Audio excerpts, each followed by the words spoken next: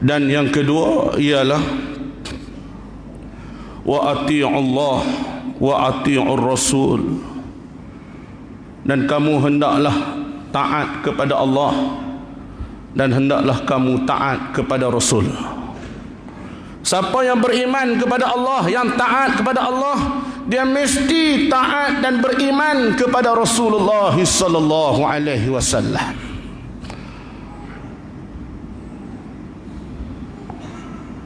Kita kena kasih kepada Rasulullah ni tuan-tuan, dan kita kena kasih kepada Allah. Tidak dapat dipisahkan di antara dua ini. Siapa yang memisahkan di antara dua perkara tersebut, dia adalah orang yang tidak beriman. Orang yang beriman ialah beriman kepada Allah dan beriman kepada Rasulullah. Kata Ibnu Abbas. Hari ini banyak orang mengaku dia beriman, dia orang Islam.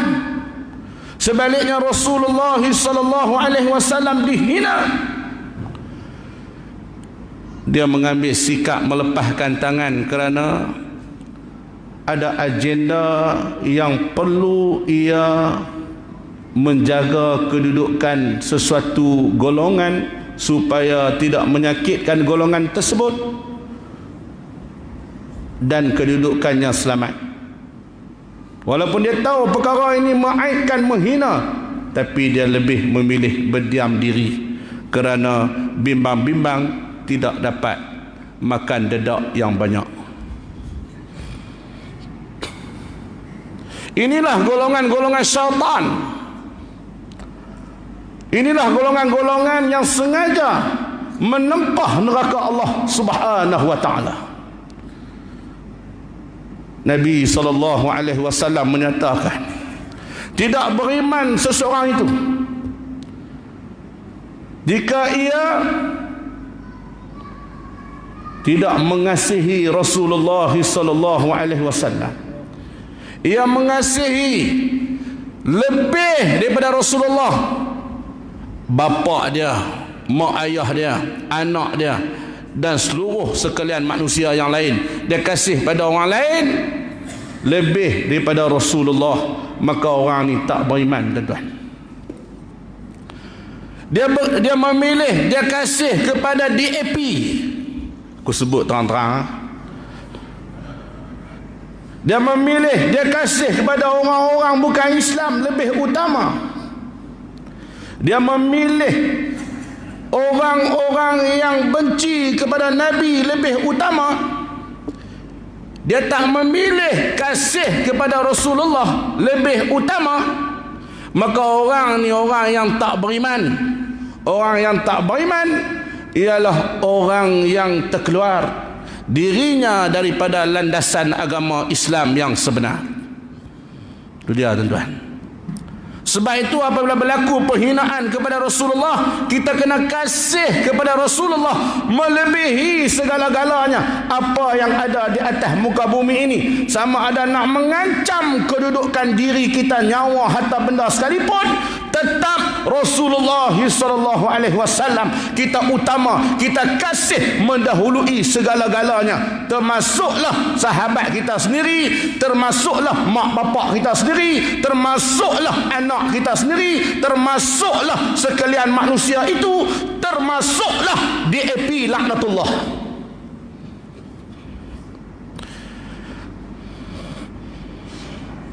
Oleh kerana kita nak menjaga sesuatu golongan, nak menjaga sesuatu agama ataupun bangsa yang lain, ataupun parti yang sebulu dengannya, kita sanggup membiarkan Rasulullah SAW dihina sebegitu rupa.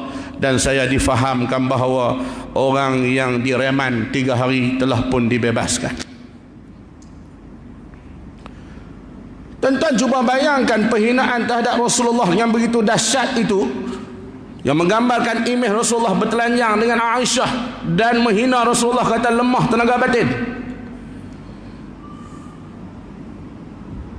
Tiba-tiba tuan-tuan direman 3 hari sahaja. Itu saja. Dan kita dipahamkan bahawa direman 3 hari itu pasal apa?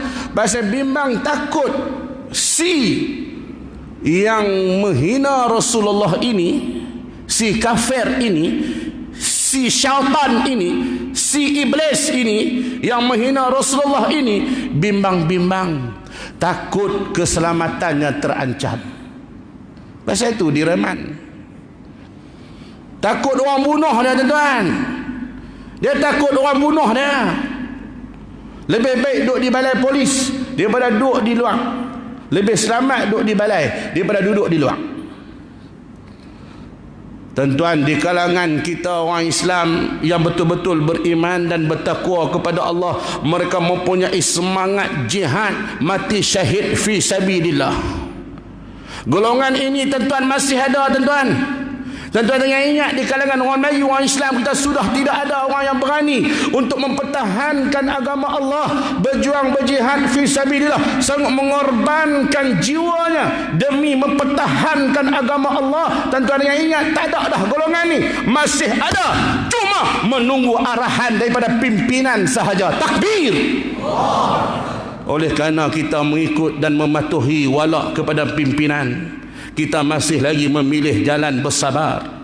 Kita masih lagi memilih saluran-saluran yang dibenarkan oleh perlembagaan, oleh undang-undang.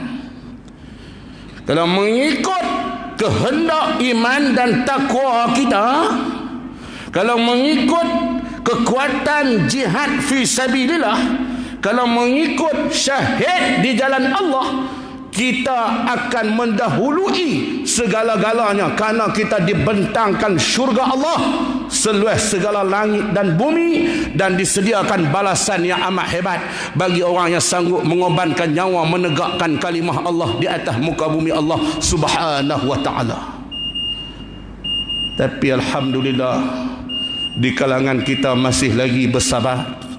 Di kalangan kita masih lagi ada orang-orang yang mematuhi peraturan-peraturan perlembagaan undang-undang negara. Kita masih lagi menggunakan saluran, iaitulah pihak PDRM, sila tangkap dan dakwa, dan ambillah tindakan setegah-tegahnya kepada si penghina Rasulullah sallallahu alaihi wasallam.